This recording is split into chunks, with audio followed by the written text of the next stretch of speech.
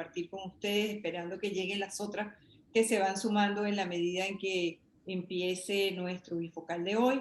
Como ustedes saben, los miércoles tenemos este espacio que hemos dedicado a tocar temas que nos interesan, los hacemos de manera semanal.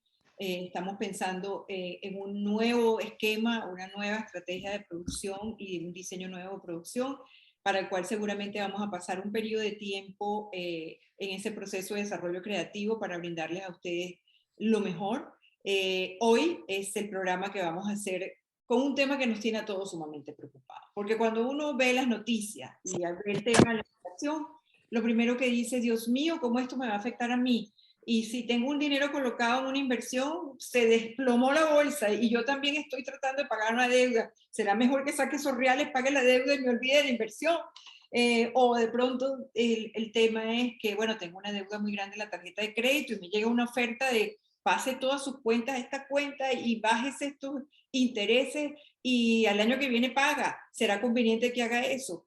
Y empiezan estas dudas que nos ocurren, además que evidentemente la vida nos ha subido, el precio de los productos que pagamos han subido, la electricidad también ha subido. Aquí en Estados Unidos hemos tenido un impacto de 8.3% de inflación, lo cual parece poco, pero es mucho para un país como este. Y en algunos de los rubros donde eso se siente, por supuesto, cuando vas a poner la gasolina en el carro, y también es cuando vas al mercado a hacer la compra, que es impresionante como de pronto algunos productos, incluso vegetales, que también pues llegan a través de la cadena de suministro, han subido de precio de una manera importante. Y eso ocurre aquí en Estados Unidos y ocurre en el resto del mundo porque es un problema global.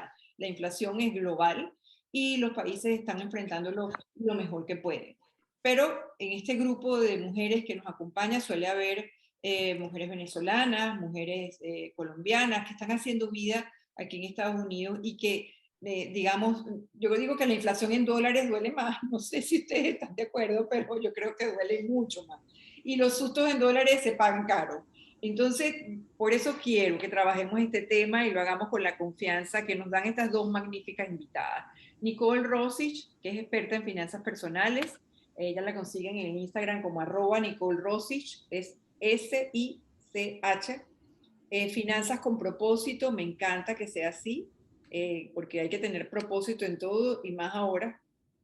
Ayuda a las mujeres a lograr unas finanzas personales saludables, a saldar deudas, ojo, y a vivir la vida bajo sus propios términos. Me encanta.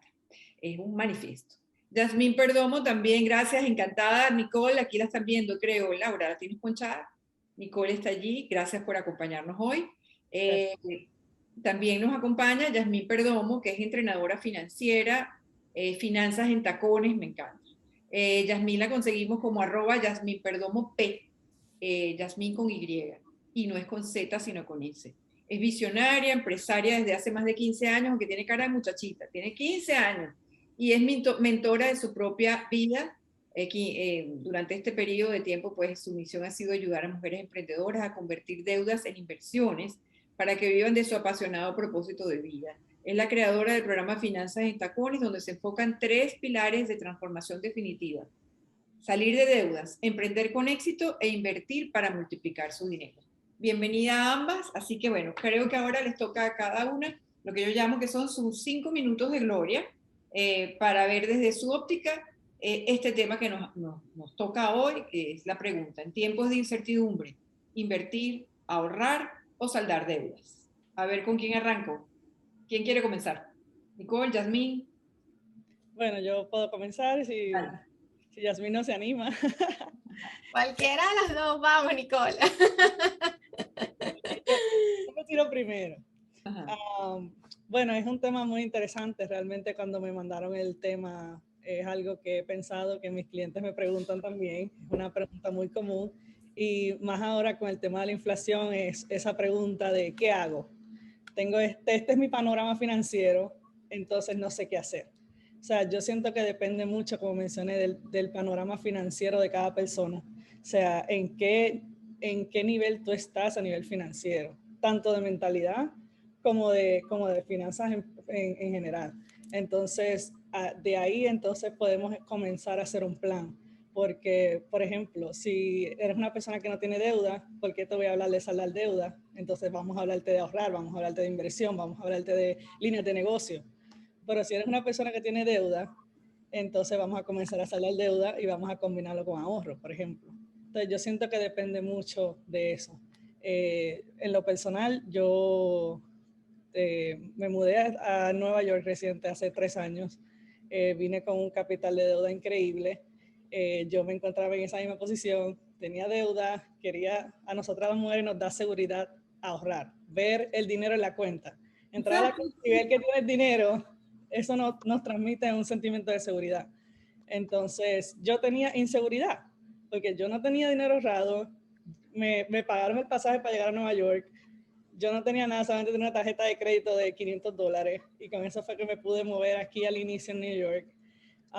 Yo vine con un montón de inseguridad, un montón de deuda y tuve que aprender en el proceso qué era lo que tenía que hacer para salir de ese panorama financiero en el que me encontraba. Gracias a Dios pues encontré el camino, aprendí, encontré mi pasión en el camino y por eso me dedico a lo que me dedico. Y más allá de eso también empoderar a las mujeres a que si yo lo hice, tú también lo puedes hacer. Hay opciones, hay cosas que se pueden hacer. Hay que conocer el sistema. Muchas veces, como estábamos comentando, personas vienen de otros países con una mentalidad diferente y este sistema es un sistema que es un juego. Tienes que aprender las reglas del juego para poder sobresalir, para poder salir adelante. Pero hay personas que lo han podido hacer. Tú no eres diferente. Yo no soy diferente. Y así como yo quiero, con esa pasión que tengo, poder ayudar a otras personas y siento que nada, aquí estoy para contestar todas las preguntas que se vengan y poder darle un poquito más de claridad a ese panorama financiero en el que se encuentran las personas que se encuentran aquí presentes. Gracias, Nicole. Vamos contigo, Yasmín. Y qué bonito que Nicole acaba ahora de hablar un poco acerca de esa experiencia personal y me encanta porque la mía es también bastante particular. Yo soy inmigrante, llegué a este país hace 7 años, pero entonces mi historia es que vengo con un capital desde Venezuela y llegando justo, me encantó cuando ella dijo, esto es conocer las reglas de este juego. Yo llego con capital, llego con $50,000 y con un negocio tenía en ese momento ya 7 años funcionando. Entonces digo, pero bueno, si yo tengo este negocio en mi país, ¿por quién dice que yo no lo puedo tener en otro? Si yo conozco mi negocio. Y llegando inmigrante y sin conocer las reglas del juego, me lanzo a montar el negocio que yo conozco y adivinen qué pasó. Perdí $50,000 y llegando quebré. Así es que me encanta que ella haya tocado ese punto y que ella haya dicho, esto es un país maravilloso, además, por lo que veo y por lo que siento, no sé exactamente de dónde es Nicole, no sé si de Puerto Rico, pero por lo menos medio conocía un poco las reglas del juego de su país a nivel financiero. Yo conozco solo las de mi país, conocía en ese momento las de mi país, y las reglas del juego financieras, hay bases que son exactamente iguales y funcionan en todos los países, son bases financieras a nivel personal, pero las reglas del juego financieras a nivel de cada país funcionan distinto. Y esas reglas, Nicole, gracias por haber dicho eso, hay que conocerlas, hay que saber dónde estamos parados.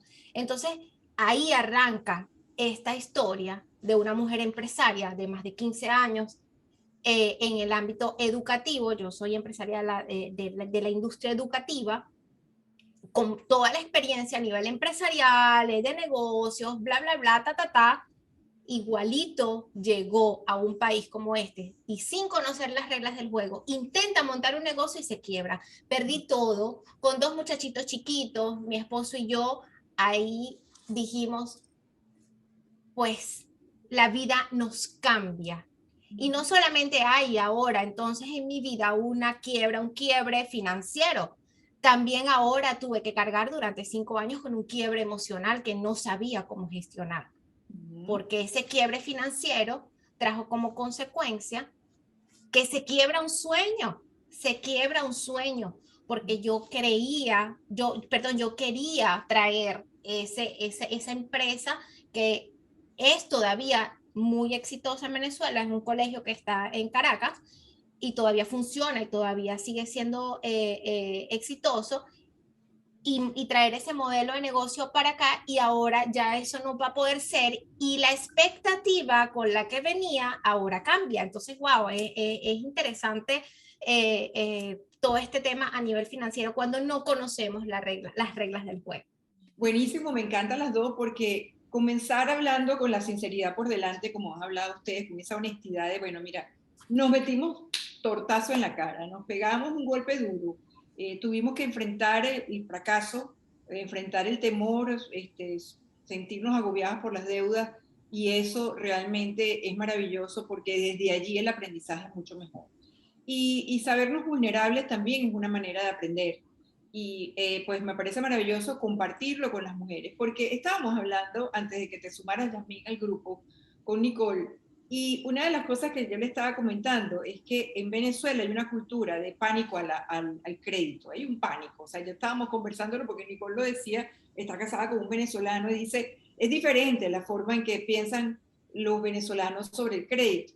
Y aquí en Estados Unidos es el contrario, tú eres importante en la medida en que tu deuda es grande, ¿no? Tienes que ser buen pagador, pero igual, mientras tú tienes una buena deuda, de alguna manera eres más importante para el sistema. Me gustaría que habláramos de esas reglas, tanto Nicole como Yasmín. ¿Cuáles son esas reglas, antes de entrar en el tema más profundo, que ocurren aquí en Estados Unidos? ¿Por qué de pronto se nos llena el buzón con ofertas para que metamos todas las deudas en una cuenta del banco? ¿Qué beneficio obtiene el banco con eso, que nos brinda esa posibilidad de tener un 0% de interés durante unos meses o un año? Y después, ¿qué es lo que hay que leer en la letrica chiquita? A ver, Nicole. Mira, yo voy a comenzar diciendo que el crédito es no todo, pero casi todo en este país. Tienes que saber manejar bien tu crédito, tu historial de crédito. ¿Por qué es importante tu crédito? Por varias razones. Obtienes mejores intereses en tarjetas de crédito, préstamos hipotecarios, todo ese tipo de cosas, préstamos personales, préstamos de vehículos. Pero si tú no quieres adquirir nada de eso, no tiene por qué importarte el crédito. Pero ¿qué pasa? Si tú quieres quedarte en este país, tú quieres comprar tu casa, tú quieres tener un vehículo propio, probablemente te quieres dar un viaje y tomar la decisión de coger un préstamo personal. Entonces esas son cosas que uno utiliza en este sistema para comenzar a crear ese historial de crédito, para que luego, cuando tú quieras comprar esa casa de tus sueños, el vehículo que necesitas para ir a tu trabajo, si lo quieres comprar nuevo, obviamente, en un dealer, pues lo puedes comprar de segunda mano y lo puedes comprar en efectivo y no necesitas el crédito. Pero vamos a poner el supuesto hecho de que tú quieres comprarlo nuevo, necesitas un historial de crédito, porque si no, los intereses de ese préstamo van a ser muy altos. A diferencia de una persona que tiene un buen historial de crédito, que los intereses van a ser más bajos, y eso se ve en efecto en los pagos mensuales que tú vas a estar teniendo sobre esa propiedad. Entonces, ¿qué pasa?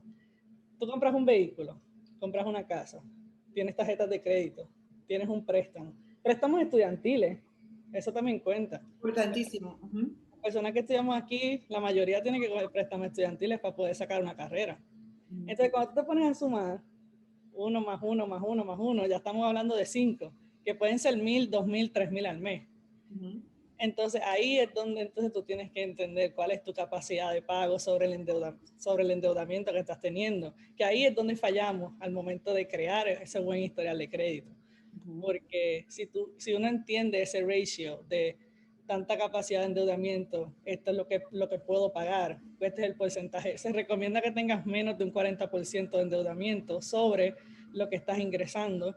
Entonces, o sea, eso es un buen margen de deuda, pero muchas personas sabemos que se van por encima del 40%, y ahí es donde se ven como, quiero darme el viaje de mis sueños, pero no puedo. Quiero qué sé yo qué, pero no puedo. Quiero comprar tal cosa, pero no puedo.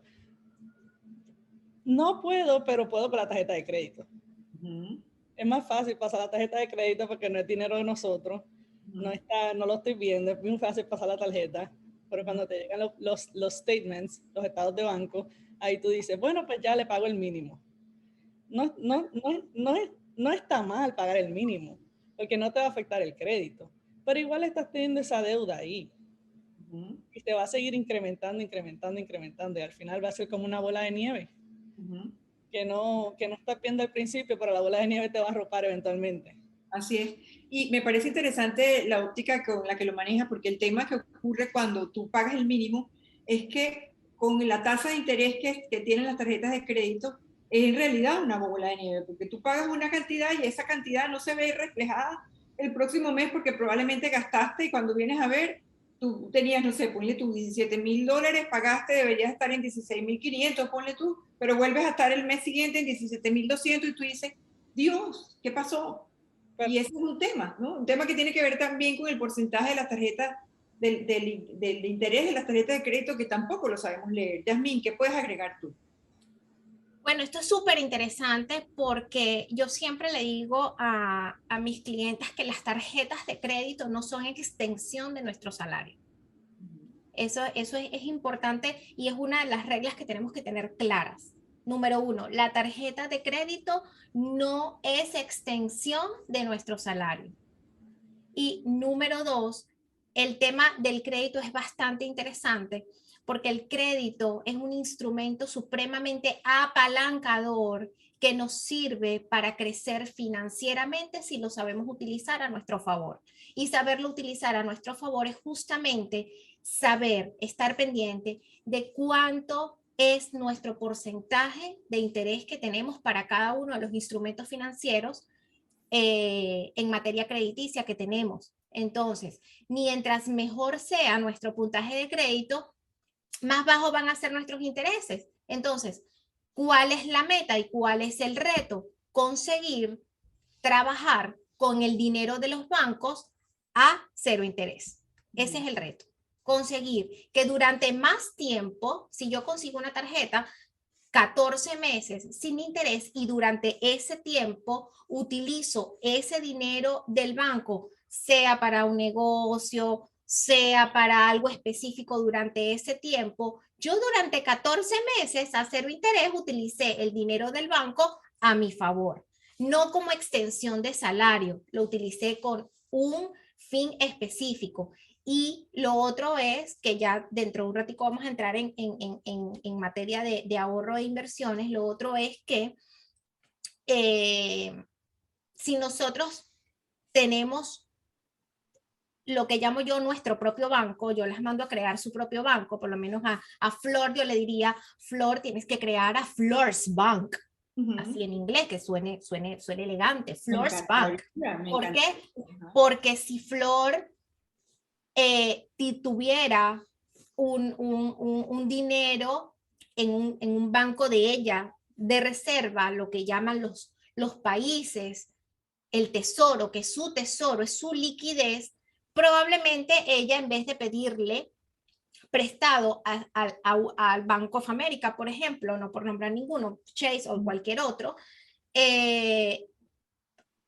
a un porcentaje de interés del 16%, a lo mejor ella le pide a su propio banco y ese propio banco le presta sin interés, con el compromiso exacto, igualito de pagarle como le estoy pagando a Bank of America. Entonces todo depende de la óptica y de la organización con que lo hagamos, ¿no? Y de la disciplina con que lo hagamos. Pero aquí el detalle está en que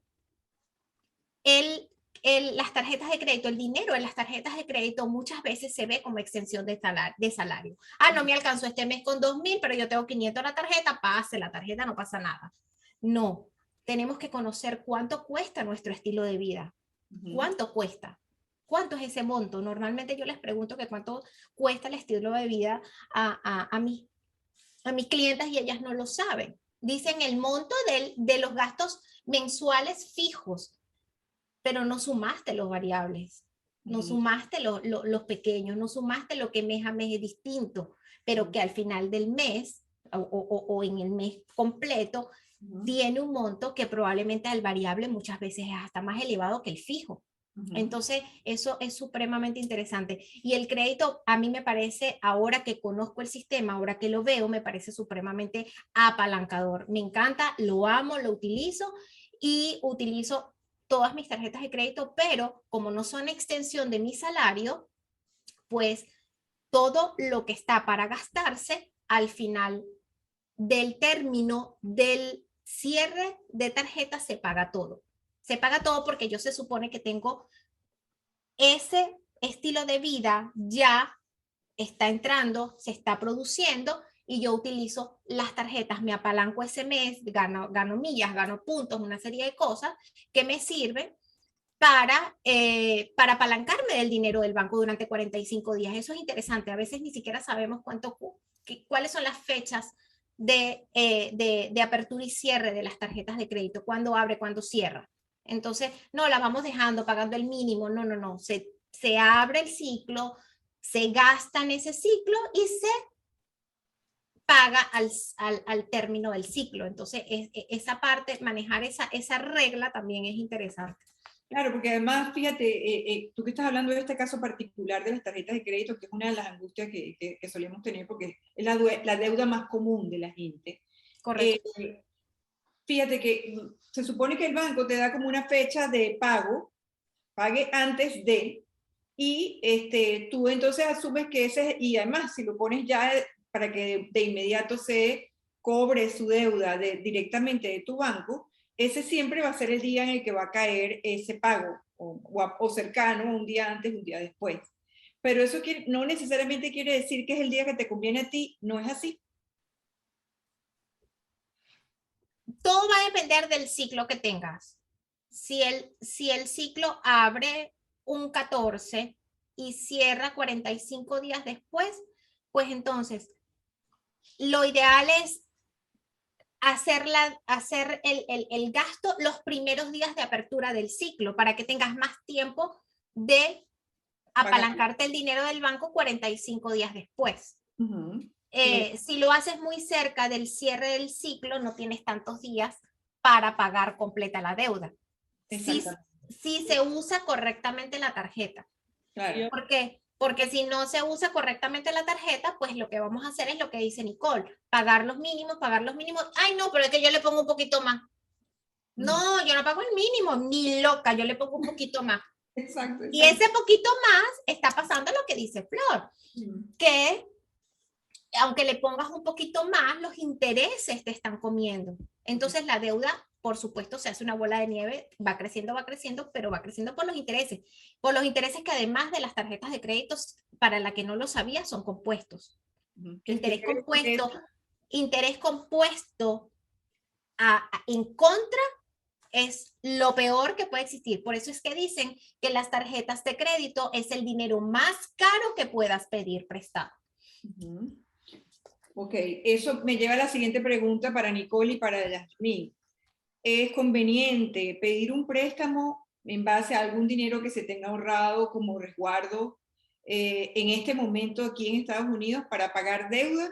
¿Es más barato hacer eso? Por ejemplo, cuando se tiene una deuda en la tarjeta de crédito muy alta y se tiene una deuda con un carro, con un vehículo, es conveniente pedir un crédito y analizar entonces cuál es el porcentaje de interés que me está dando el crédito con relación a lo que estoy pagando en la tarjeta y con relación a lo que estoy pagando en el vehículo. ¿Qué recomiendan ustedes, Nicole?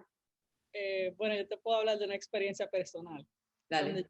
Cuando yo estaba pagando mis deudas, a mí me llegó a mi email un cheque que decía, saca el dinero de tu tarjeta de crédito a cero interés por 12 meses, creo que era. Y yo dije, y yo me hice esa misma pregunta. Dentro de mi ignorancia de ese entonces, yo me puse a buscar, ¿será esta la mejor opción? ¿No será la mejor opción?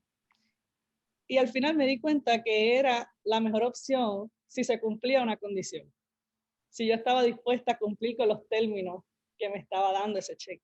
O sea, si yo estaba dispuesta a pagar los 12 meses sin interés, apalancándome de ese dinero en ese tiempo. Porque si yo no cumplía con esos 12 meses, al final iba a estar en lo mismo. Entonces, yo me comprometí conmigo misma, cogí el dinero, pagué una tarjeta de crédito que estaba como al 18%, o sea, una locura. Y pagué, saldé esa deuda y me comprometí 12 meses con ese dinero a 0% de interés. Mi recomendación es que sí, si se cumple con la condición de pagarlo en el término que te están poniendo para sacar ese dinero. Para sacar ese dinero. Yasmín, tú querías decir algo, levantaste la mano. Sí, no, estaba diciendo que se hace la deuda, o sea, hacía como que digo, si no cumples en los 12 meses, vas a tener que pagar todos los intereses de los 12 meses anteriores. Entonces, eso es interesante. Ahora, mi recomendación siempre es apalancarnos del dinero del banco buscando siempre el cero interés, siempre. Podemos apalancarnos siempre del dinero del banco buscando siempre que sea al cero interés, al 0% de interés, es lo que quiero decir. Es lo más recomendable. Ahora, mira, tengo un ejemplo aquí. Acabo de abrir aquí el Credit Karma y perdóname que te interrumpa, pero es una manera gráfica para la gente. sí. Hay una oferta ahorita de una tarjeta de crédito. Por ejemplo, no voy a decir el nombre para no hacer publicidad. Correcto. Esa tarjeta está ofreciendo un balance transfer de 0% por 18 meses. Y después dice regular balance transfer 12.24%, 23.24% variable. Balance transfer fee 3% del intro. Annual fee 0. ¿Cómo interpreto esto? Ok, a mí me gustan mucho las transferencias de balance porque si conseguimos una que nos dé esos términos sin interés durante todo ese tiempo y ya estamos generando mucho interés en la otra, lo que hacemos es transferir toda la deuda y podemos tener entonces 18 meses a nuestro favor sin interés y podemos en ese tiempo proponernos a pagar esa deuda, buscar estrategias, sea a través del método bola de nieve o sea a través del método avalancha, cualquiera de los dos está bien, y pagar. ¿Por qué? Porque allí ganamos tiempo sin interés. O sea, eso que nos están dando en esa transferencia sin interés es una buena manera de bajar ese interés que tengo tan elevado de las otras tarjetas. Entonces esos transfer balance, claro, y también va a depender cómo está el crédito, porque a veces depende de cómo está el crédito, no te dan el transfer, no te hacen el transfer balance.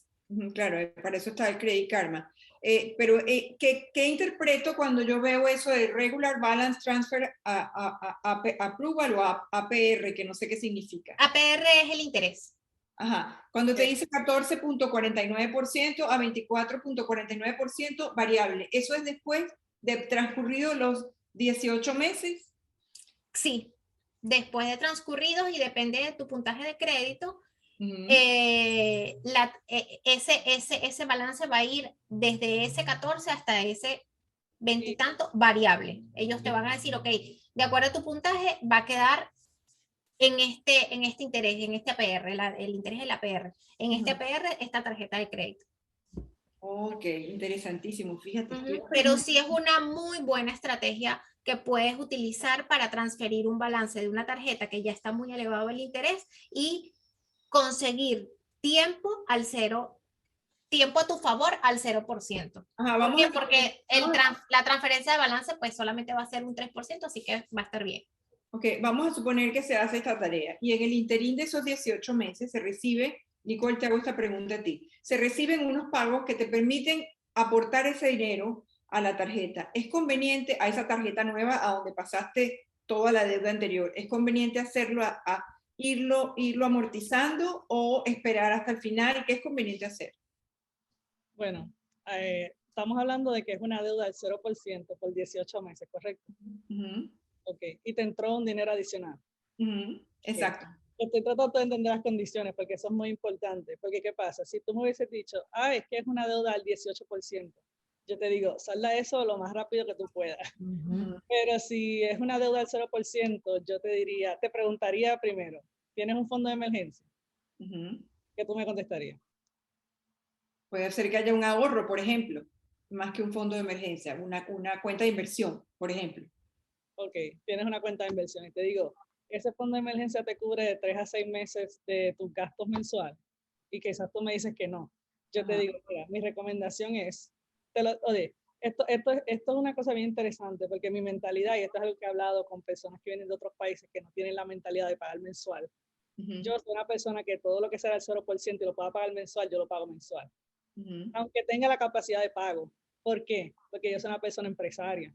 ¿Qué pasa? Si necesito ese dinero para ponérselo como inversión a mi negocio, yo no lo voy a pasar 2 veces. Lo voy a meter en mi negocio porque yo sé que el revenue va a venir a mi favor eventualmente. Entonces, mi recomendación sería que lo pusieras en ahorro, en el fondo de emergencia, o si lo tuvieras que utilizar para inyectarle capital a tu negocio porque quieres hacer un lanzamiento, porque quieres hacer algo diferente, yo te diría que lo hagas así y pagues mensualmente por los 18 meses que te está dando el banco gratis al 0%, apalancarte de eso. Perfecto. Oye, qué interesante. Y antes, y ahí donde dice Nicole, es genial. Si ves que ya se va a cumplir el tiempo y los 18 meses están llegando, antes de que se cumpla el término, se tiene que pagar completa la deuda, porque si no, ahí sí es verdad que la torna. Sí, ese es el límite, como que. Hasta ahí. Buenísimo. Quiero aprovechar, recuerden, aquí en este momento hay un grupo de personas conectadas, ustedes pueden tener preguntas también, me gustaría, si las quieren hacer en cámara, levanten la manito o con la voz y pueden hacer sus preguntas o las pueden escribir en el chat, que también podemos leerlo cualquiera de nosotros aquí. Tengo varias preguntas y voy a empezar a leer las preguntas que llegaron por el formulario.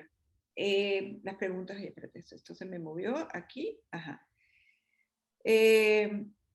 Estrategias para ahorrar, pregunta. 1, si podría invertir, ¿en qué lo debería hacer? 2, ¿cuándo considera que es un buen momento para comprar casa? Y 3, ¿cómo proteger mis ahorros en tiempos de inflación? Son 4 preguntas, ¿ok? Estrategias para ahorrar es una. La otra es, si podría invertir, ¿en qué lo debería hacer en este tiempo?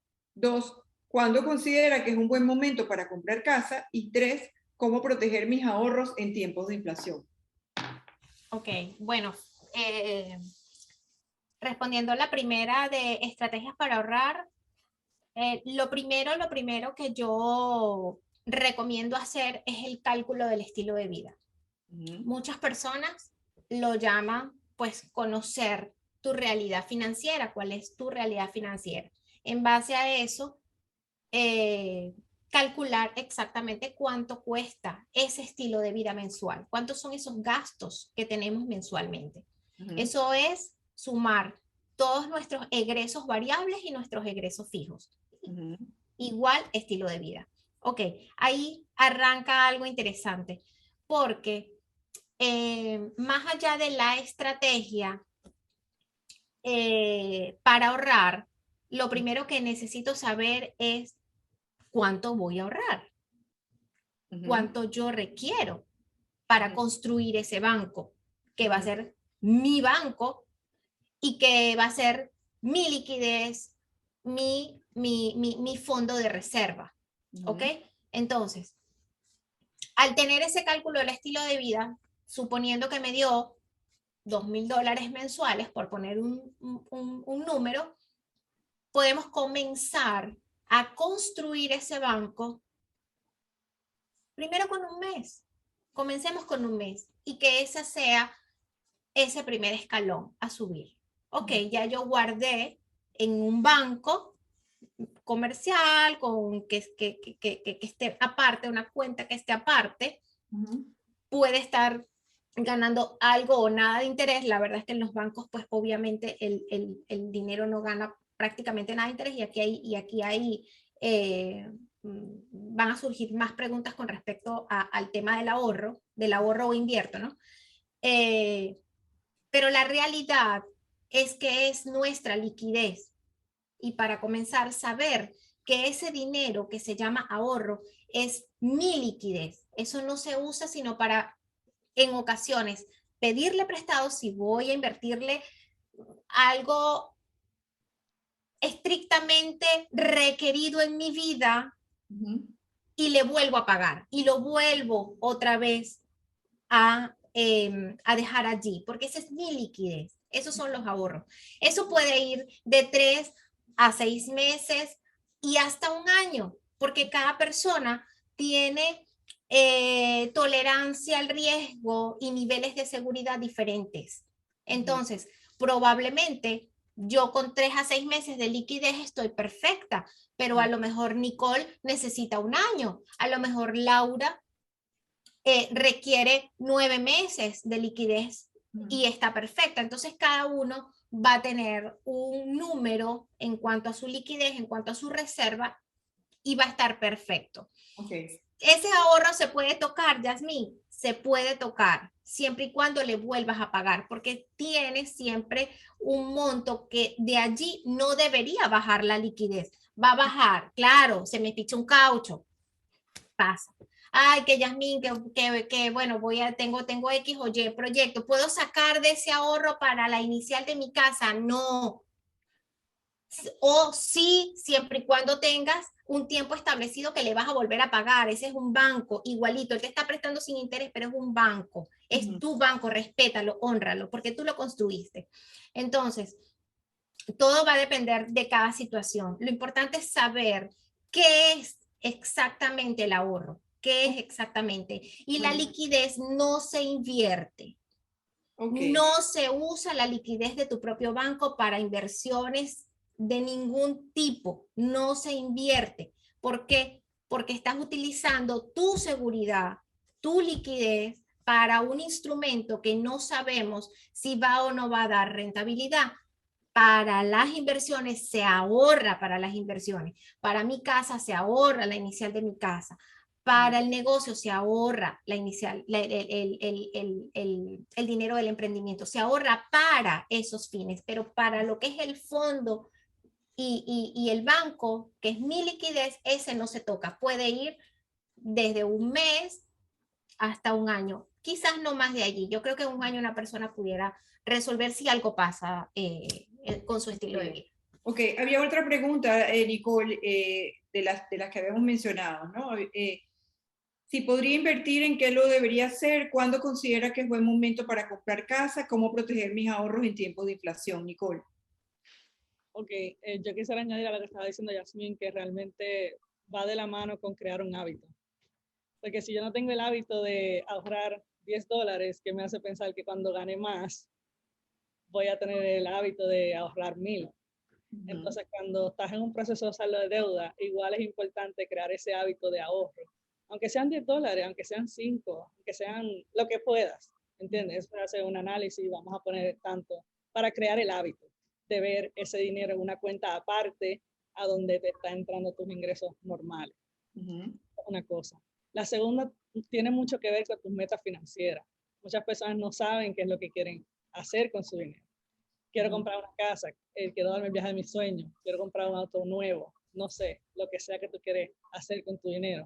Ponle un propósito. Se te va a hacer mucho más fácil ahorrar con un propósito en mente, porque tienes una meta. No es lo mismo, estoy poniendo ese dinero ahí, ¿por qué no lo uso? Y te da como una tentación. Quieres entrar a la cuenta y ves la cuenta y tienes $10,000 y tú dices, y alguien te invita a un viaje y tú dices, ay, pero tengo $10,000. No, te va a dar una tentación de gastarlo. Pero como ya tú creaste el hábito y como tú tienes un propósito, una meta financiera con ese dinero, te aseguro que no lo vas a tocar, que tienes una meta. Entonces, eso es una de las estrategias de ahorro que puedo mencionar. Invertir, eso es un concepto muy amplio. Para mí, inversión es, primero tienes que saber en qué estás invirtiendo tu dinero, dónde estás poniendo tu dinero, entender el concepto detrás de los robo-advisors, de los EFT, de todas esas cosas que existen. Igual, si quieres, no tienes que ser inversor de ese tipo de cosas, puedes ser inversor de criptomonedas, puedes ser inversor de real estate, puedes ser inversor, pero tiene que ser algo que tú entiendas, que sepas qué es lo que hay detrás. Muchas personas me dicen, ¿qué es el S&P 500? Y yo tengo que, eso es una cosa, si tú quieres invertir en el S&P 500, tú tienes que conocer qué es el S&P 500 para saber en dónde tú estás poniendo tu dinero. Y también saber la rentabilidad, esos son otros términos que ya pues son adicionales. Entonces, la otra pregunta, ¿cuándo consideras que es un buen momento para comprar casa? Primero tiene que ser una meta financiera tuya. Si ya lo es, entonces vamos a ponerle un propósito. Vamos a crear un plan de ahorro para comprar esa casa. El momento ideal es cuando tú estés listo. Cuando cumplas todas las condiciones que se requieren para tú comprar una casa. Porque, ¿qué pasa? Una casa es como un matrimonio. Uh-huh. Un matrimonio a 30 años, estoy hablando en términos de Estados Unidos. Puede ser que lo cojas a 15 el préstamo, hay opciones que lo puedes hacer. Puede ser que lo cojas a 30 y pagues 2 veces al mes en vez de una sola vez. O sea, hay técnicas, pero tienes que cumplir con unas cosas. Tienes que tener un buen historial de crédito, tienes que tener un buen ingreso para que el banco te vea como un potencial, una persona que tiene capacidad de pago sobre esa hipoteca. Uh-huh. Estamos hablando a 30 años. Uh-huh. O sea, es un commitment que estás haciendo y tú vas a firmar ese papel que dice, no importa si tú pagaste 10 años, si no me pagas en el año 11, la casa es mía. Uh-huh. Entonces, esas son cosas que uno tiene que pensar, no es simplemente, ay, quiero comprar una casa porque sí. No, uh-huh. Vamos a comprar una casa y tengo que conocer qué son las cosas que vienen con comprar una casa, cuáles son esas limitaciones o esas cosas que tienes que pensar antes de tomar esa decisión. Así es, importantísimo eso. Aquí hay más preguntas.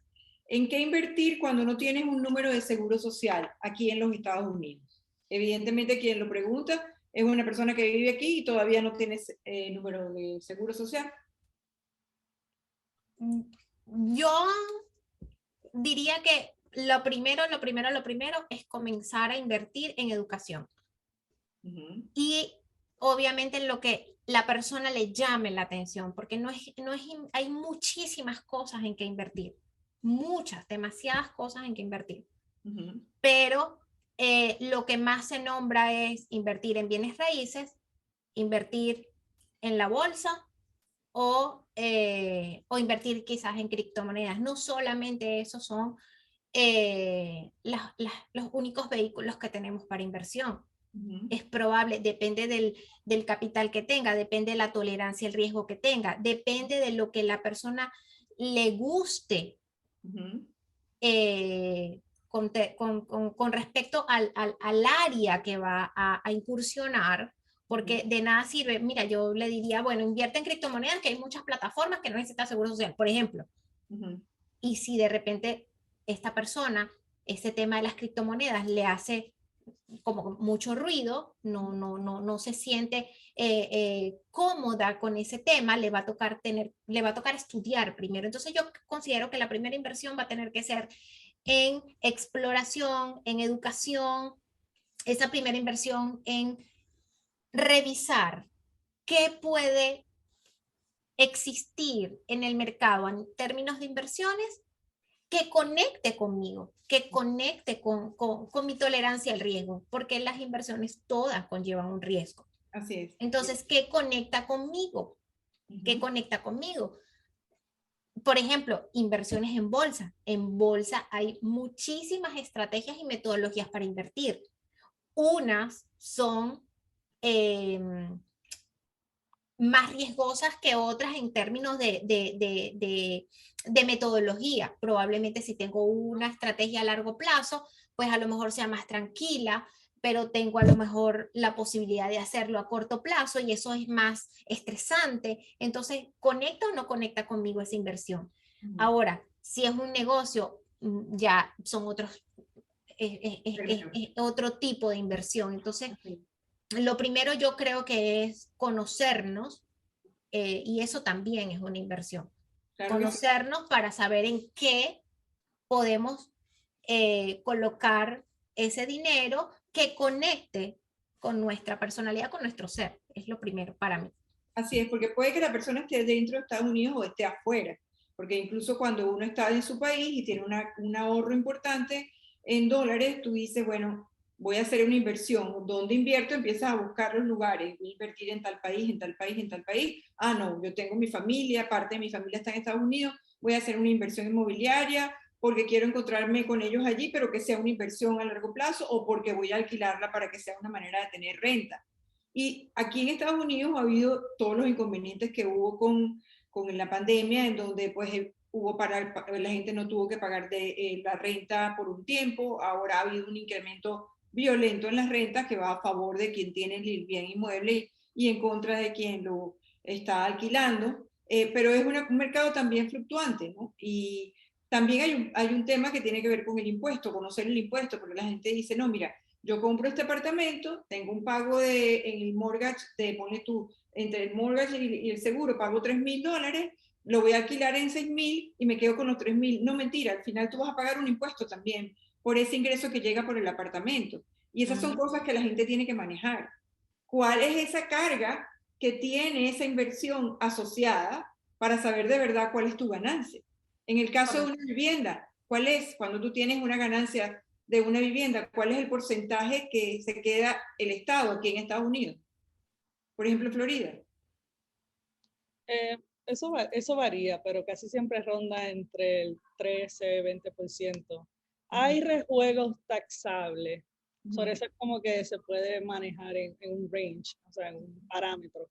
Pero sí concuerdo con lo que dices de que tienes que tomar en cuenta esos gastos que vienen con el hecho de rentar una propiedad. No es solamente, el cálculo de 6 menos 3 es 3, o sea, muy fácil. O sea, que se te daña la nevera, que esa persona se te va antes del término del contrato, que te dejaron la casa hecha un desastre, le tienes que hacer una inversión, que se dañó. O sea, todos los daños que hay en una propiedad son parte de cosas que tienes que tomar en cuenta, porque eso es cosas que tienes que pagar tú como propietario de esa vivienda. Adicional a que si esa persona se va y se queda esa casa sin rentar por unos cuantos meses, tú tienes que contar con ese dinero para ponerlo a la hipoteca, porque si no caemos en lo que te estaba diciendo, un matrimonio de 30 años que al banco no le interesa que tú estés pasando por una mala racha económica. A los bancos no les interesa eso. A los bancos les interesa que tú le pagues. Ok, aquí hay otra pregunta. ¿Cómo el factor tiempo es importante para decidir qué decisión tomar? Por ejemplo, rendimiento de inversiones versus pago de deuda. Bueno. Depende. Depende, sí. Ahí hay que ver el caso, sí. Hay que ver el panorama financiero. Hay que ver, sí, hay que ver qué es lo que tiene ese caso. En ese caso se requiere un poquito más de datos, más de información con respecto a ese tiempo y ese pago de deudas. Hay que ver qué más datos hay. Pero pongamos un ejemplo que ustedes conozcan para más o menos que la audiencia pueda entender. Una cuenta de inversión que no sé cuánto estaría generando el máximo una cuenta de inversión promedio aquí en Estados Unidos versus una deuda de tarjeta de crédito, por ejemplo. Porque resulta que si tú tienes una cuenta de inversión, vamos a suponer que tú tienes una cuenta de inversión, yo no sé cuánto está dando una cuenta de inversión, y tienes que pagar una deuda de una tarjeta de crédito, por poner otro ejemplo. Resulta que cuando tú sacas el dinero de la cuenta de inversión, ese dinero que tú estás sacando, al final el impuesto también te carga algo por haber tenido esa ganancia, porque en el momento que tú sacas de la cuenta de inversión, se genera una ganancia que para efectos del impuesto, miren todo lo que he aprendido aquí en Estados Unidos, para efectos del impuesto es taxable. Correcto. Ajá. Entonces resulta que tú estás dejando de ganar dinero sobre una inversión en un porcentaje que no sé cuál es. Además de eso, estás teniendo una carga por haber agarrado esa ganancia, ¿ok? Y el impuesto te lo va a cargar y tienes contra eso una tarjeta de crédito a la que le tienes que pagar un 17%. ¿Cómo analizas eso? Y eso también tiene que ver con el tiempo. ¿En qué tiempo? O sea, lo que tú has venido haciendo en el tiempo y lo que vas a ganar en el tiempo de pagar la tarjeta. Bueno, en ese caso, esa inversión yo la dejaría correr. Yo la dejaría que ella haga su trabajo. Las cuentas de inversiones con el tiempo van generando, gracias al interés compuesto, a la magia del interés compuesto, pues se van haciendo más grandes. Y por el otro lado, buscaría pagar la deuda con estrategias aparte que existen para pagar esa deuda, pero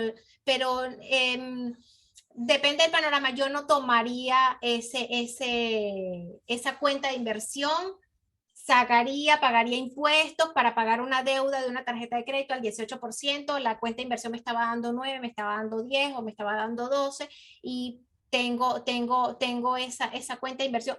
También habrá que ver para qué la persona abrió una cuenta de inversión y qué tipo de instrumento, si fue una cuenta de inversión a 20 años, un contrato a 20 años, a 15, todo va a depender, ¿no? Pero bueno, una cuenta de inversión te puede estar dando 9 al 12% dependiendo del portafolio donde se coloque, pero el pago de deudas se puede hacer con otras estrategias enfocado solo en ese pago. Ok, ¿qué dices tú, Nicole? No tengo nada que añadir a lo que dijo Yasmín, yo hubiese dicho exactamente lo mismo. Ok, maravilloso. Otra pregunta es, ¿qué pasa con las cuentas de retiro? Que la verdad es que lo que pusieron fue cuentas de retiro. O sea, ¿es conveniente hacer las cuentas de retiro? ¿Cuándo empezar a hacer las cuentas de retiro? Muy conveniente, mucho. Son Ya, ahora instrumentos. voy. Vamos, Eh, Nicole. bueno, nada, sí, o sea, hoy yo tengo mi cuenta de retiro en Fidelity. Como yo soy emprendedora, no cuento con un patrono que me aporta, o yo no tengo un fondo donde yo pueda hacer ese tipo de inversión. So, yo lo tuve que hacer aparte como emprendedora. Entonces yo abrí el mío en Fidelity. Eh, Todos los meses tengo un dinero que va destinado a ese fondo de retiro. Lo que sí es, y ojo, que esto lo tuve que aprender forzadamente, tienes que alocar ese dinero. Porque, ¿qué pasa? Una cosa es que tú lo metas en el fondo y lo deposites todos los meses recurrentemente, y otra cosa es decirle a al programa, este dinero lo quiero poner en esto o en esto otro o en lo que sea. O sea, tú tienes que decirle a la máquina a dónde tú quieres poner ese dinero. ¿A dónde lo quieres poner utilizando un instrumento financiero? ¿Es lo que tú te refieres? No, O un sea, portafolio es lo que ella quiere es decir. tu portafolio, correcto. Entonces, como que muchas personas cometemos el error, y me incluyo, porque lo aprendí forzadamente, que ponía el dinero recurrentemente, o sea, lo tenía automático, pero cuando me metía no veía mi rentabilidad. Y te estoy hablando como 1, 2 años ya poniendo dinero todos los meses. Y yo, pero el dinero está igual, ¿qué pasó aquí? Entonces ahí fue que aprendí que tenía que hacer el allocation, como poner el dinero en los portafolios que yo quería que el dinero estuviera pues, aportando. Maravilloso. Y evidentemente siempre se habla, por lo menos cuando se trabaja en las empresas aquí en Estados Unidos, se habla de que se debe contar y se menciona con un 401, o sea, $401,000. Ese es el monto que se prevé para acumular en el fondo de retiro. Es un monto fijo, evidentemente se puede crecer con el tiempo, pero ¿por qué se llama 401? 401K. 401,000. Bueno, Nicole que Yo quería el solamente 401k. Yo quería solo añadir que el 401K específicamente generalmente se le da a empleados de empresa. Tú como emprendedor no tienes esa opción a menos que vayas a una página como Fidelity, como Vanguard, como muchas otras que también te ofrecen ese tipo de, como el Roth IRA, ese tipo de cuenta. Y sí, tienes un límite dependiendo cuál es tu capacidad de salario o tus ingresos. Tienes un límite de hasta $6,000 al año para añadir a ese fondo. ¿Qué pasa? Hay fondos ¿qué pasa? Porque si tú eres una persona que no empezaste a invertir en tu retiro a temprana edad, tú probablemente quieres poner más de $6,000 en ese fondo, pero hay un límite en este tipo de cuentas. Entonces hay otras cuentas que ahora mismo te mentiría, no me recuerdo el nombre, lo leí recientemente, o sea, te estoy hablando que lo leí hace como 2 semanas, no sabía que existía. Y ese tipo de cuentas para personas que empezaron a invertir para su retiro a los, decir un número, 40 años, pueden entrar a esta cuenta y aportar más de $6,000 para efectos de retiro. Obviamente, es un cálculo que se hace, pero vas a tener menos tiempo para invertir y pues, es más favorable que entres a este tipo de cuenta para hacer este tipo de inversión para tu retiro. Ok, maravilloso. En este momento ya nos están quedando solo 7 minutos para contestar las preguntas que nos puedan escribir ustedes aquí y al mismo tiempo algunas que nos quedan aquí. Leonor dice, no parece buena idea tener inversiones que generan 9% mientras pagas una deuda de tarjeta al 18%. ¿No es mejor pagar primero?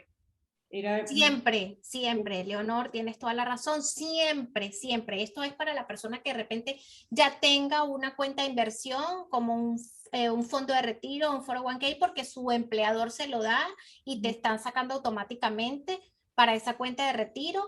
Pero aparte de eso, esto es, por ejemplo, un empleado que le están sacando y tiene una cuenta de inversión, tiene una cuenta de retiro, le da más o menos eso, el 9, el 12%, pero esas cuentas también tienen regulaciones. Eso es dinero que no puedes sacar sino hasta los 59 años y medio y una serie de cosas, pero son cuentas de inversión al fin y al cabo. Claro. Sí puedes pedir préstamos, puedes pedir prestado, sí puedes, tienes cómo hacer muchas cosas, pero siempre, siempre, siempre las deudas de tarjetas de crédito siempre es mejor saldarlas. Sea lo que sea, siempre es mejor saldarlas. Ok, aquí dice, pregunta Anto, ¿recomiendan invertir a través de plataformas como Acorns? A mí me ha ayudado mucho y da recursos para aprender más sobre el tema. Yo sí la recomiendo, Robot Advisors. Y Acorns es muy buena, yo la uso. Sí, lo que es Acorns, Robinhood, Ellevest. Yo en lo personal uso Ellevest por la única razón de que las que crearon esa plataforma son mujeres emprendedoras y las apoyo por esa razón. ¿Cómo se escribe ese nombre? ¿Lo puedes escribir en el chat, Nicole? Se llama Ellevest. Y ella igualmente me gusta mucho porque tú pasas por un proceso de llenar un formulario y en base a lo que tú quieres lograr financieramente como mujer, lo que sea, ellos te hacen un plan estructurado para lograr tus metas financieras. Va muy, muy, muy orientado a lo que es el panorama mental financiero de la mujer y pues las que lo crearon son mujeres también. Nada, eso por ahí. Y adicional quería añadir que ya me puse a buscar lo que estaba leyendo, se llama un Bridge Account. Si lo buscan en Fidelity, así como Bridge Account Fidelity, te va a salir la opción. Y esa es la cuenta que les estaba mencionando, que puedes aportar más de $6,000 al año. No tienes un límite. Y es una buena opción, either para personas que no han comenzado a invertir para su retiro y personas que quieren aportar más a su fondo de retiro. En ese caso que está diciendo Nicole, en ese caso, antes de hacer eso, primero se saldan las deudas. Es lo más recomendable. Ahora, pago deudas o ahorro para mi banco, no para invertir, para el banco, para el fondo de reserva, para la liquidez, las dos cosas. Las dos cosas. Si llegó un dinero, pago a la deuda, me gusta más pagar a la deuda con mayor interés, pero existe también el sistema bola de nieve, que es súper interesante porque es un sistema en donde ayuda más emocionalmente a la persona a ir logrando de menos a más, ¿ok? Pero si la persona quiere pagar la que tiene mayor interés, bienvenido, buenísimo. Pero a mí me gusta ir de menos a más para ir creando el hábito. Cuando ya se entienda cómo funciona la tarjeta de crédito, chévere, las puedes seguir usando. No creo en nada de congelar tarjetas, no creo en nada de cortar tarjetas, no creo en nada de eso. Creo en cambiar desde adentro, desde nuestro ser, cambiar nosotras y transformarnos y transformar nuestra mentalidad. Es lo que para mí es primordial. Nada de eso de pañitos de agua caliente, no. Si vamos a hacer transformaciones financieras, las tenemos que hacer completas desde adentro. Es lo que va a perdurar en el tiempo. No es que vamos a pagar ahorita 30, 40 mil dólares que tengamos en deuda, pero al ratico me vuelvo a endeudar, no sirve de nada. Tenemos que entender el ecosistema financiero donde estamos. Así es. Fíjate que está diciendo Paolo Posente, el amigo Paolo, gracias por estar esta noche aquí, Paolo. Dice, si empezamos hoy a invertir cuando el mercado está en baja, sería mejor esperar porque pienso que perdería ya de una vez el capital. ¿Qué dicen ustedes? Depende. A ver, porque si el precio normal de un stock es $5 y en la baja cuesta 3, tú lo estás comprando como si fuera en descuento. Entonces, realmente no. Las personas que estarían perdiendo son las personas que las compraron cara. Es como si vas a una tienda y este bolígrafo te cuesta $5 y yo voy mañana y me cuesta 3, ¿quién está perdiendo? La persona que lo compró más caro. Entonces realmente es por eso. Realmente no, si empiezas a invertir ahora en un stock que está en rebaja, no estarías perdiendo dinero. Actually, cuando ven probablemente lo que pasa es que el mercado es muy volátil ahora y hay una sensación de que tendrías que hacerlo con buen apoyo para no equivocarte a la hora de seleccionar cuáles acciones tomar. Porque, por ejemplo, ha habido toda una volatilidad con algunas acciones relacionadas con las tecnológicas y todo eso, y algunas de esas acciones están en el piso, pero no sabes si esas acciones van a subir o no. Es un tema que pasa por analizar el riesgo, ¿no? Como estrategia. Pero sí, quise traer ese ejemplo por la pregunta específica, pero es un tema de estrategia y también mucho lo que dice Yasmín, depende mucho de con qué tipo de inversión tú te sientes más tranquilo. Claro.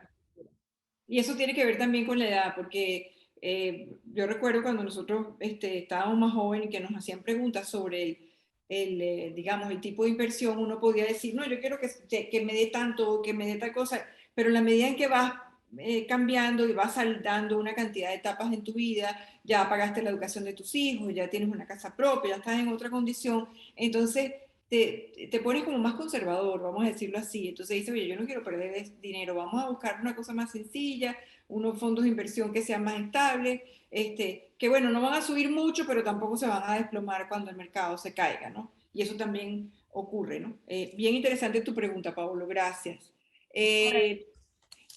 Aquí pregunta Alexandra, ¿pueden explicar un poquito más cómo funciona Ellevest? Y ya casi nos tenemos que ir. Ajá.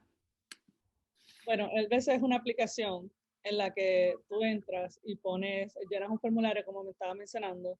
En base a eso, ellos te van a hacer unas recomendaciones de diferentes tipos de cuentas que ellos ofrecen. Por ejemplo, si tú quieres comprar una casa, si quieres invertir para tu retiro, si quieres invertir para una meta general, o sea, todo ese tipo de cosas. Ellos cuentan como con 6 o 7 cuentas diferentes. En base a tus metas financieras, ellos te recomiendan una de ellas o unas cuantas de ellas. Entonces, tú haces un plan mensual, tú le dices, es como una calculadora mensual, te dices, voy a invertir inicialmente $1,000 y mensualmente voy a invertir $100, por decir algo.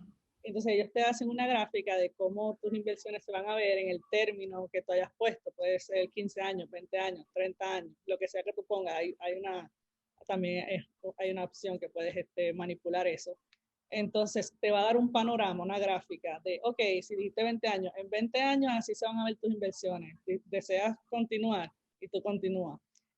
Añades tu cuenta de banco y eso se debita automáticamente. No tienes que hacer nada porque esa aplicación funciona con lo que se llama robo-advisors, que son estas máquinas o inteligencia artificial que hacen todo un estudio de cómo se está comportando el mercado, qué tipo de inversiones puedo hacer para que estas condiciones se cumplan. También puedes escoger el risk level que tú quieres tener en tu inversión. Puede ser bajo, moderado o severo. Eso también lo puedes poner ahí. Entonces, nada, básicamente depositar dinero mensual y pues tienes tu inversión. Es muy sencillo de usar, no tienes que ser experto, pero sí, mi recomendación es que al menos estudies un poco de cómo funcionan. ¿Qué es un robo-advisor? ¿Qué son inversiones? ¿Qué son los stocks? ¿Qué son todos estos términos que parecen complicados, pero hay muchos videos en YouTube, hay muchas personas que se dedican exclusivamente a inversiones. So, como que buscar esas personas y entender qué es lo que está pasando detrás también va a dar seguridad al momento de hacer ese pago recurrente a esta cuenta. Bueno, ya estamos llegando al final de este espacio y yo estoy más que agradecida. Ha sido una tarde de aprendizaje total. Ya me quedé con las ganas de meterme a revisar todo. De verdad ha sido un momento maravilloso y estamos más que agradecidas. Vamos a, como ya ustedes han dado tantos secretos, vamos a pedir solo 3. 3 recomendaciones y no pueden repetirse. Nicole dice una, Jasmine dice otra. Tienen que ser 3 distintas cada una de ustedes. A ver. Bueno. Jasmine empieza. Ajá, sí. Ajá, número uno. Crear tu propio banco, importantísimo. Primero, calcular tu estilo de vida. ¿Cuánto cuesta tu estilo de vida? Hoy, no tiene que ser el estilo de vida de toda tu vida, hoy, el de hoy. Puede ir cambiando en el tiempo, pero ¿cuánto cuesta el de hoy? El banco se va a crear en base a lo que cuesta tu estilo de vida mensual. Número 2, crear tu propio banco. Y número 3, después de haber creado el banco, con el excedente de capital, es que se va a invertir para multiplicar el dinero excedente. Nunca se invierten los ahorros. Los ahorros de tu banco no se invierten. Esos son ahorros, Oiga, son ma, liquidez. 3 nada más, ya. Ok, Nicole. Entonces, ya como Yasmín le dio ¿quién consejos, yo les voy a dar las herramientas. ¿Quién está ahí? ¿Mi papá o quién está? Para tener un presupuesto que funcione es vital contar con un registro de gastos. Entonces, para eso les recomiendo Money Manager. Es una aplicación que puedes bajar a tu celular y puedes llevar un registro de gastos y con ese registro puedes hacer el presupuesto al final del mes y es muchísimo más fácil, créanme. El registro de gastos... Escríbelo, ¿cómo se llama eso? Ajá. El registro de gastos es, les digo desde ahora, es súper tedioso para el que nunca lo ha hecho. Es súper tedioso, pero es muy funcional y te va a dar mucha visibilidad al momento de hacer tu presupuesto. Entonces, te voy a dejar la aplicación aquí. Se llama Money Manager App. Es una aplicación móvil, está en Android, está en iPhone, donde sea la puedes poner. La otra herramienta se llama Ali. Ali es un banco que funciona para tener ahorros con propósito. Lo que me gusta a mí de Ali es que Ali cuenta con unos buckets que tú le puedes llamar casa, carro, viaje, fondo de emergencia, you name it. Y puedes, no, porque ¿qué pasa? En una cuenta bancaria generalmente pones el dinero mensual y ahí está todo mezclado. Entonces tú dices, ok, este dinero es para esto.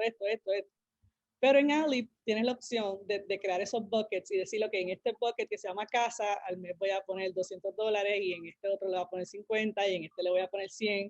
Y tienes esa opción de poder hacer una visualización del propósito financiero que tienen esos ahorros. Entonces, esa es la segunda herramienta.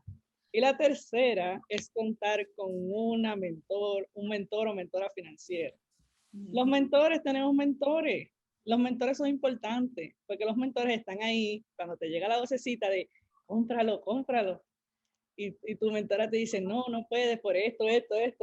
Nosotros nos dedicamos a eso. Nosotros respiramos finanzas, nosotros buscamos todos los artículos que hay, todos los cursos que hay, todo, o sea, esa es nuestra pasión. Entonces, si tú te sientes en una posición en la que tú no sabes qué hacer, busca un mentor financiero.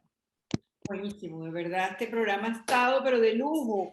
Qué ricura, qué maravilla contar con ustedes dos, que además se han complementado maravillosamente. Estoy tan contenta de lo que hemos logrado esta tarde y además que siento que la gente se lleva herramientas, se lleva consejos, responde preguntas. Ha sido maravillosa, los comentarios han sido positivos y bueno, y estoy muy feliz de haber contado con ustedes. Nicole Rosich, recuerden que a Nicole la pueden seguir, ya va, vamos a buscarlo aquí. Nicole Rosich es R-O-S-I-C-H y a Yasmín la pueden seguir en @YasmínPerdomoP. De verdad maravillosas mentoras y coach de finanzas para esta audiencia que tenemos hoy y para las que quieran entrar en contacto con ellos ya tienen lo básico que son sus perfiles de Instagram. Muchísimas gracias y feliz tarde para todos. Gracias, nos vamos. Gracias. Gracias.